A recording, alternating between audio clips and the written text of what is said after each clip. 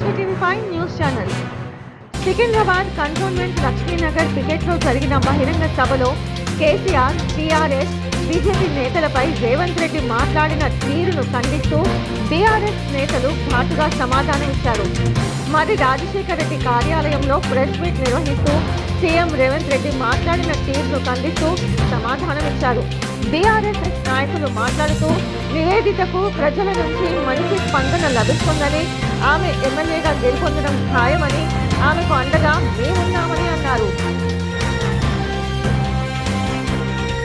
అదేవిధంగా మా యొక్క ఇన్ఛార్జ్ శ్రీధర్ రెడ్డి గారికి మరియు మా బోర్డు మెంబర్స్కి, మా 50 డివిజన్ మాజీ కార్పొరేటర్ గారికి, అదేవిధంగా ఇక్కడ ఉన్న మా మార్కెట్ కమిటీ మాజీ చైర్మన్ గారికి, మా నాయకులకు, ఇక్కడికి వచ్చిన వివిధ హోదాలలో ఉన్న ప్రతి ఒక్కరికి నా యొక్క నమస్కారం తెలియజేస్తాను.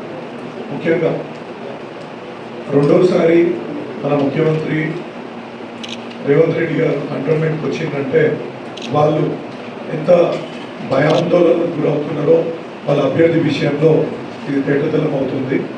ఇంకా చెప్పాలంటే ఇవాళ వాళ్ళకి అభ్యర్థి వెన్నెల గారిని లాస్ట్ టైం నిలబెట్టి ఆమెపై నమ్మకం లేకుండా ఈసారి బీజేపీ నుంచి 2 సార్లు పోటీ చేసిన అభ్యర్థిని తెచ్చుకున్నారంటే వాళ్లకు నాయకత్వ లోపము, అదేవిధంగా కార్యకర్తల లోపం ఉందని వాళ్ళే ఇండైరెక్ట్గా ఒప్పుకుంటున్న సంగతి మీరందరూ గమనించాలని నేను కోరుతున్నాను. అదేవిధంగా ఇవాళ మా యొక్క అభ్యర్థి ఏ విధంగా ముందుకెళ్తున్నారు, అదేవిధంగా సాయన్న గారు వాళ్ళ అభ్యర్థి గారి తండ్రి గారు అయినటువంటి సాయన్న గారు ఏ విధంగా ఇక్కడ ఉన్న కంటోన్మెంట్ ప్రజలకు సేవ చేసినప్పుడు ప్రతి ఒక్క కంటోన్మెంట్ వాసుని తట్టి లేపినా ఎప్పుడు అడిగినా అది కొన్ని అంటే ఒక స్టోరీస్ లాగా బయటికి వస్తున్నాయి అతను చేసిన గొప్పతనాలన్నీ కూడా. కాబట్టి మేము 100% ఇక్కడ విజయం సాధిస్తున్నాం. అదేవిధంగా మా మల్కాజ్గిరి ప్రాంతంలో కూడా నేను ప్రచారం చేస్తున్న సందర్భంలో నేను చూస్తున్నాను ఏంటంటే అక్కడ రాగిడి లక్ష్మారెడ్డి గారు ముందంజలో ఉండి ఆయన గెలుపు పైన మీద కూడా మాకు పూర్తి విశ్వాసంతో ముందుకెళ్తున్న సందర్భాన్ని మీకు తెలియజేస్తున్నాం. మహిళలను కించపరిచే విధంగా మాట్లాడకూడదు. ఎవరు కూడా చీర కట్టుకోండి అంటే దాని అర్థమైంది, చీర కట్టుకున్న వాళ్ళంతా మీ దృష్టిలో ఏంటి అనేది మీరు ఒక్కసారి ఆలోచించండి. ముఖ్యమంత్రి గారు, మీరు రాష్ట్ర ముఖ్యమంత్రి, మీరు మహిళల పట్ల ఈ విధంగా మాట్లాడడం సరితూగది. సరే, మీరు మహిళలకు ఒకటి మంచి చేసిండ్రు కాదంటలేము, ఓకే.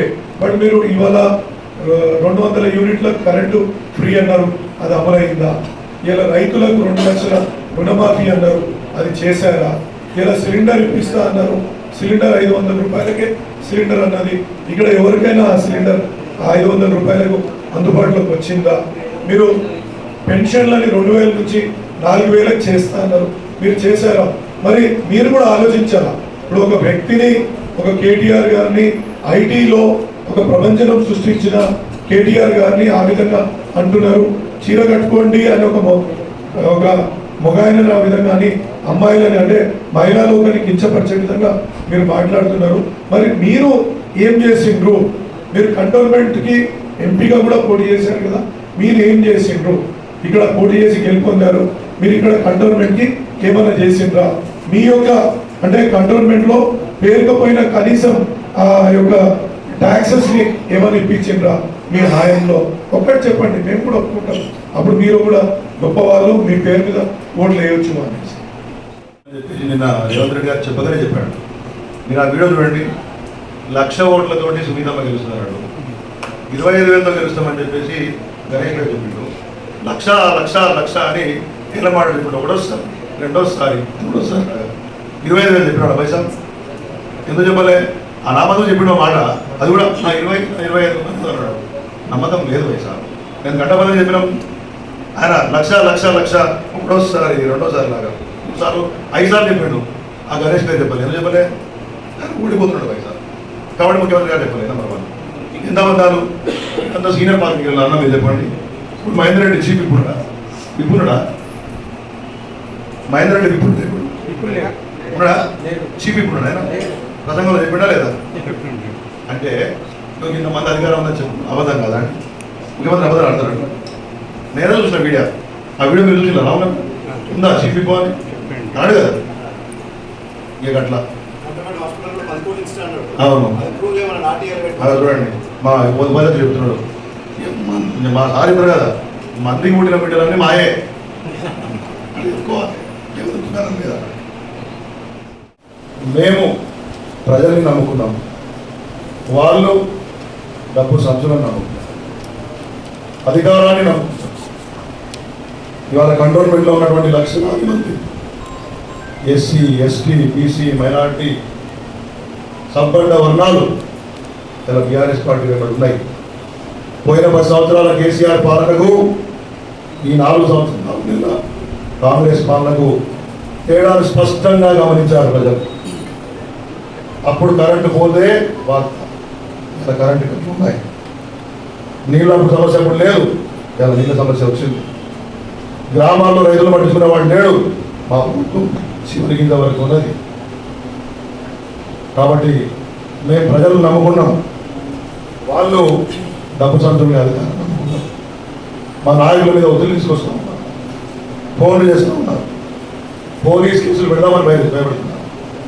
ఇటువంటి ఒత్తిళ్లకు ఎవరు కూడా లొంగరనే విషయాన్ని గమనించాల్సిందిగా కోరుతున్నాం. ఏది ఏమైనా నేను మీ ద్వారా తెలియజేస్తున్నాను, కంటోన్మెంట్లో గతంలో గెలిచింది బీఆర్ఎస్, ఈ ఎన్నికల్లో గెలిచేది బీఆర్ఎస్, రేపు ఈ ప్రాంతానికి ఎమ్మెల్యే అయ్యేది నివేదిత సాయన్న గారు అని చెప్పే విషయాన్ని మీ ద్వారా చెప్తూ, అదే సమయంలో ఇవాళ పార్లమెంట్లో నిన్న మా మల్లారెడ్డి గారు చెప్పినట్టు కాంగ్రెస్ కూర్చున్నాం, వాళ్ళు నిలబడతలేదు, బీఆర్ఎస్ అసలు కూర్చుకోలేదు అనుకుంటే మా ఎమ్మెల్యే ఇవాళ అనూహ్యమైన రీతిలో పార్లమెంట్ కూడా పంకాగిరి మా పార్టీ గెలుస్తున్నాం, బీఆర్ఎస్ గెలుస్తుంది. కాబట్టి ఏది ఎంత చేసినా కానీ రాబోయే 5 రోజుల్లో మా కార్యకర్తలు మా నాయకులు అవిశ్రాంతంగా ప్రజల మధ్య ఉంటాం, ప్రజల్ని నమ్ముకుంటాం, ప్రజలకు గతంలో సేవ చేసినాన్ని మళ్ళీ వాళ్ళకు గుర్తొచ్చే విధంగా ప్రయత్నం చేస్తాం. ఖచ్చితంగా కంటోన్మెంట్ సీట్ని మేము గెలుస్తామని చెప్పేసి మీ అందరి ద్వారా తెలుస్తూ మరి ధన్యవాదాలు. మా రాజశేఖర్ అన్న గారికి అందరికీ ధన్యవాదాలు. మాకు ఇంటింటికి చాలా మంచి ప్రచారం జరుగుతుంది. మాకు ఆల్మోస్ట్ అన్ని 2 times బట్టి మేము ప్రచారం అయిపోయింది. అక్కడ ప్రజల నుండి చాలా మంచి స్పందన లభిస్తుంది. నిన్న మీరు చూశారు, మాకు ప్రజల ముందరికి వచ్చి ఎంతోమంది వాళ్ళంతా వాళ్ళే మాకు ఓటేస్తామనేసి ముందరికి వస్తున్నారు. అంతేకాకుండా నిన్న మా పార్లమెంట్ ఎమ్మెల్యేలు అందరూ కూడా నాకు మద్దతు పలకడానికి వచ్చారు. రాజన్న కానీ, మా మల్లారెడ్డి అంకుల్ కానీ, సుధీరెడ్డి అంకుల్ కానీ, మా వివేక్ అన్న కానీ, సో లక్ష్మారెడ్డి గారు కానీ, లక్ష్మారెడ్డి కానీ, సుధీర్ రెడ్డి గారు కానీ, అందరు కూడా ప్రతి ఒక్క కృష్ణారావు అంకుల్ కానీ అందరు కూడా ప్రతి ఒక్క వార్డులో నుండి ప్రతి ఒక్క వార్డులో ప్రతి ఒక్క బోర్డు మెంబర్తో ప్రతి ముఖ్య లీడర్లతో పాటు ప్రచారం చేయించారు. సో చాలా అద్భుతంగా జరిగింది. నాన్న ఉన్నప్పుడు ఎలా అయితే జరిగేదో అంతగా అలానే జరిగింది. చాలా మంచిగా వాళ్ళందరూ నా తోడుగా నుంచి మద్దతు పలుకుతుంటే చాలా మంచి ఫీలింగ్ ఉందండి. నాకు తోడు లేదన్నట్టు లేకుండా వాళ్ళ తోడుగా నిల్చోనేసి వాళ్ళ చెల్లెలాగా భావించి నాకు ఇంత హెల్ప్ చేస్తున్నందుకు థ్యాంక్ యూ సో మచ్. వాళ్ళు డాడీతో ఏదో ఒక అనుబంధం డాడీకి ఉంది. సో వాళ్ళు నన్ను వాళ్ళ చెల్లెలాగా చేసుకునేసి ఇక్కడ వచ్చి నాకు ప్రచారంలో హెల్ప్ చేస్తున్నందుకు థ్యాంక్ యూ వెరీ మచ్. సమస్యలతోటి కంటోన్మెంట్ ఇబ్బందులు పడుతున్న మాట మీ అందరికీ తెలుసు. రోడ్ క్లోజర్ విషయం అనుకోండి, ఇక్కడ రెగ్యులరైజేషన్ విషయం అనుకోండి, ఇక్కడ రిజిస్ట్రేషన్ చేసుకోవాలంటే కూడా 3% అధికంగా కట్టాల్సిన పరిస్థితి అనుకోండి. ఇక్కడ అంటే బిల్డింగ్ రెగ్యులరైజేషన్, ఇక్కడ ఫ్లోర్ స్పేస్ ఇండెక్స్ కూడా ఎంత తక్కువగా ఉంటుందో మీ అందరికీ తెలుసు. వీటన్నిటికీ సొల్యూషన్ ఒకటే, జిహెచ్ఎంసీలో మెర్జర్. జిహెచ్ఎంసీలో మెర్జర్ కావడానికి కూడా మన సాయన్న 1997లోనే ఆయన ప్రస్తావించిన సంగతి మీ అందరూ గుర్తు చేసుకోవాలా. ఎందుకంటే అప్పుడే సాయన్న గారు ఇది గుర్తించి ఈ యొక్క కంటోన్మెంట్ సమస్యలని పూర్తిగా తొలగిపోవాలంటే మన కంటోన్మెంట్ ప్రాంతం పూర్తిగా జిహెచ్ఎంసీలో మర్జర్ అయితేనే బాగుంటుంది అనేసి భావించి ఆయన అప్పుడే ప్రతిపాదించారు. ఇప్పుడు వీళ్ళు వచ్చి కొత్తగా చెప్పడం ఏముంది, ఇంకా కేంద్ర ప్రభుత్వం కూడా మా యొక్క కంటోన్మెంట్ని మర్జర్ చేస్తా అని చెప్పి ఎంతో ఆపుకుంటా అంటే 32 కంటోన్మెంట్లని ఫాస్ట్ ఫార్వర్డ్ ట్రాక్ మీద పెట్టి ముందుకు తీసుకుపోవాల్సిన దాంట్లో ఈ యొక్క సికింద్రాబాద్ కంటోన్మెంట్ని మళ్ళా ఏ రీజన్ వల్ల తప్పించారో మాకు తెలియదు. ఇలా ప్రజాస్వామ్యం గురించి మోడీ గారు కూడా చాలా పెద్ద ఎత్తున చెప్తుంటారు. ఆయనకు కాన్స్టిట్యూషన్ మీద ఏమాత్రం గౌరవం ఉంటే ఇక్కడ 3 టర్మ్స్ 4 టర్మ్స్ నుంచి ఒక నాయకుడిని నామినేట్ చేసి ఇక్కడ ఎన్నికలు నిర్వహించుకుంటా ఏ విధంగా చేస్తుండో మీ అందరికీ తెలుసు. కాబట్టి కంటోన్మెంట్ ప్రజలు కూడా దీన్ని చూస్తున్నారు. తప్పకుండా బీజేపీకి కానీ కాంగ్రెస్ కానీ గట్టిగా బుద్ధి చెప్తారు అని నేను పూర్తిగా నమ్ముతున్నాను. అదేవిధంగా మా అభ్యర్థిని సునాయాసంగా అత్యధికంగా లాస్ట్ టైం ఏదైతే మెజారిటీ వచ్చిందో దానికి డబుల్ మెజారిటీ వచ్చే దిశగా మేము అడుగులు వేస్తున్నామని చెప్పి తెలియజేసుకుంటూ ఈ అవకాశం ఇచ్చిన పెద్దలకు మరియు మీడియా మిత్రులకు అందరికీ కూడా